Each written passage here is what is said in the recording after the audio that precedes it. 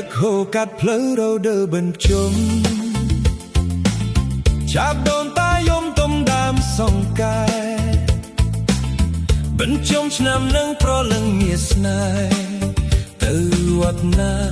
ដែលបងសុំទៅផងបានមួយវត្តមុននៃបានពីរឬវត្តថ្មីដល់បន្ទីបីស្រីទៅជ្រោយដងបាន4វត្តសុំ5ព្រែកបងកង6នួលអងទៅព្រែកក្របអើបន្ទី7ទៅណាកលយានដូនតាចែកខានដើររកកូនចៅ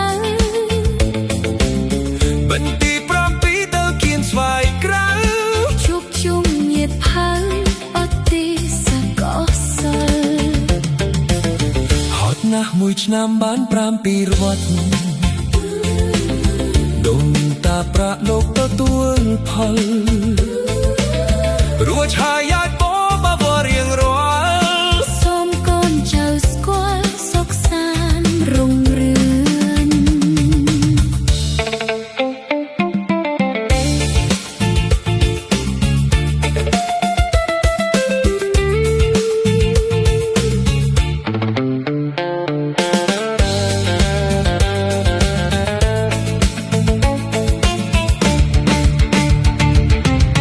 ទឹកហូរកាត់ផ្លូវរដូវបញ្ជុំ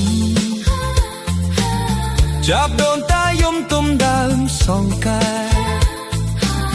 បញ្ជុំឆ្នាំនឹងប្រលឹងមានស្នេហ៍ទៅវត្តណាដែលបងសុំទៅផងបានមួយវត្តមុននៃបានពីរវត្តថ្មីដល់បន្ទីបីស្រីទៅជ្រោយដងបាន4វត្តសុំ5ព្រែកបងកង6នួលអងទៅព្រែកក្របអើបន្ទី7ទីណាកលយានដូនតាចែកខានដើររកកូនចៅបន្ទី7ទៅគៀនស្វាយក្រៅជួបជុំញាតិផៅអត់ទីសកោសិលហើយណាស់មួយឆ្នាំបាន7ពីរវត្ត